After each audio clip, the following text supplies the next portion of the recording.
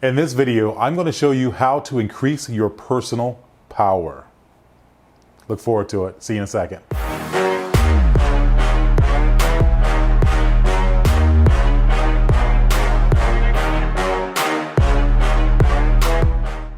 Okay guys, welcome back. Looking forward to talking to you about this week's video. And this week's video is so personal to me for several reasons, and it should be personal to you. As a matter of fact, it will be after you hear what I'm having to say today. This video is going to be about increasing your personal power. Now, why am I talking about? Well, I'll tell you why in a second.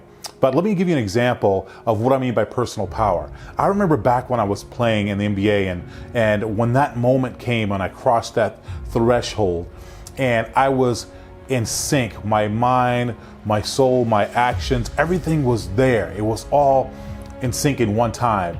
And I remember going down to court one time and remember touching the floor and literally leaving the earth and flying. And I felt like I could just keep going. And I eventually dunked on some 7-footer. I mean, for those of you who like basketball out there, it's a pretty good feat, even though I'm still 6'9", but I did a pretty good job there. But my point was, I remember everything just felt right because I was together. I had personal power. And the reason why I'm bringing this video up this week is because one of the key things that so many people don't have is the personal power, and they don't understand the value of why they should have personal power. They're always looking at some of the world's top achievers and people in sales and people in other industries that are doing exceptionally well. But they don't understand that it's not necessarily the simple little things that you think it might be or the complex things you think it might be.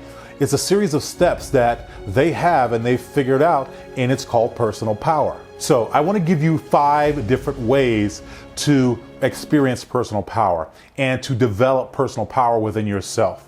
This is very critical. If you have a goal that you're trying to achieve or something that you want to do, and you have to have this in life to achieve anything, especially at a high level. But I'm going to give you those 5 steps. Now, we're going to start with number 1. Number 1 is so important because before you can do anything else, before you can achieve anything on a high level and be comfortable, happy, but also to uncomfortably successful, you have to identify your true purpose. Now, why is that important?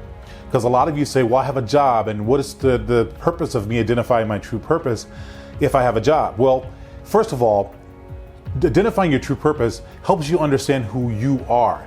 And it helps you understand how you communicate and how you view the world and how you express yourself. And whether it's art, music, whether it's mathematics, if you're an accountant or an engineer type, whatever that is, it helps you to identify that, and it helps you give a sense of security in yourself and knowing who you are. So that's very important no matter what industry you're in. But on top of that, it's very important because you might be choosing an industry and you don't realize that you have a right of power for that choice. So many people think they end up in situations and they do things that they don't love because they don't think it'll pay enough for this or that and the other, or they think they can't do it for a living. That's not true at all. You first have to understand what that true purpose is. I talk about this in my book, A Life Above and Beyond the Rim, which you can get on my website, joecourtneyonline.com. But I talk about in chapter 1, how to identify your true purpose and how to do it properly. There's an exercise in there that'll go through that. Now, identifying your true purpose is number 1. Let's move on to number 2. So number 2 is very clearly choice.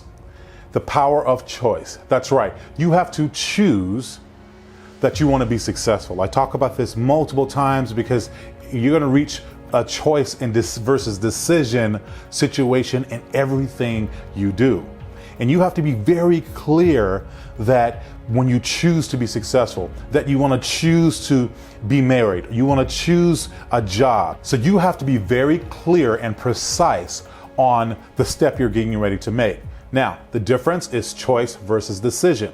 I talked about this before, and I'm going to say it again, because choosing and choice is part of every step you're going to make on your journey to success, especially understanding your personal power. There is a power in a clear, definitive, precise choice versus having one foot in and one foot out. That's not powerful at all, being indecisive. If you look at a leader is sure, strong, powerful, okay? And if you look at someone that's always indecisive and they never can make up their mind, that's a sign of weakness in a lot of leadership forms and a lot of industries that you're going to go into. So you have to be clear and definitive. And the first thing you have to do for personal power is be sure and make the choice that you want to have personal power. Okay, now let's move on to number 3.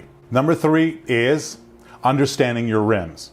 Some of these I've talked about in my book, especially the rim. Life above the rim is how I tell people to live. In order to live a life above the rim, you need to understand what your rims are. Now, your rims are simply your glass ceiling. And you have to understand that in order to achieve, you have to go above your glass ceilings in order to achieve. Otherwise, you're going to keep hitting that cap, that rim. It's kind of like being able to exercise and when you can run a mile. And when you first start exercising to run a mile in a certain amount of time, in a 6 minutes, let's say, or a 6-minute mile. And when you first start trying to run that, you might end up at 8 minutes and something, right? Which is still okay. But if you're trying to reach that goal, that lid, you have to break it. So you have to work harder and harder to go past that in order to run that 6-minute mile. Well, the same thing is with your life. If you're trying to achieve a goal or some sort of achievement, you have to first understand what your rims are. So we need to know that if you're going to run that 6-minute mile, you have to get from 8 minutes to 6 minutes. So that means you have to increase your workouts by a certain amount every day, run a certain amount in a certain amount of time, and so on and so forth. Same thing with your life. Understanding your glass ceilings. Is it your job? Is it your environment? Is it the people that you're around? Whatever it is, just understand your rims. Moving on to number 4. Number 4 is the triple threat. Now, why do I call it the triple threat? Because it is triple powerful. It's mind, body, and spirit. You have to master these 3 things about yourself in order to have personal power. Now, what do I mean by mind, body, and spirit? You guys have probably heard this before, but let's talk about it for a second. So let's first talk about your mind, okay? What is it that you can do to increase personal power with your mind? Well, the first thing you have to do is after you've chosen and you've identified your rims, now you need to feed your mind. You need to expand your mind. Listening to classical music is one thing. Exercising some different part of your mind so that you can go to another level. Reading is absolutely huge for expanding your mind and understanding different concepts and so on and so forth. So your mind is very powerful. And another thing you're going to be doing is being able to talk powerfully to yourself.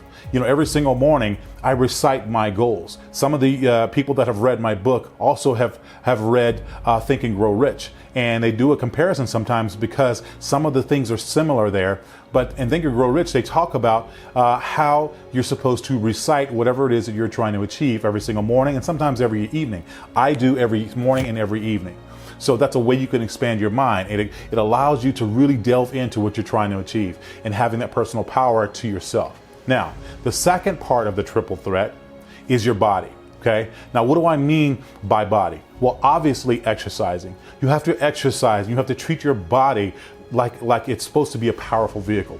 Putting in powerful foods, giving yourself enough exercise at least 3 to 4 times a week. Things like that are so important. And now, some of this you already have heard before, but it's putting these things in sequence and putting them together is what becomes powerful about them. So, you know, whatever you do with your body, it allows you to see you transform. And you're really talking to that inner self, which I call the thief from within in chapter 5 of my book. By transformation and transforming your body and your mind at the same time, what starts happening is visually, your internal starts seeing that. You start feeling better about yourself, becoming more secure, and then you become more powerful. Now, the last part of the triple threat is your spirit.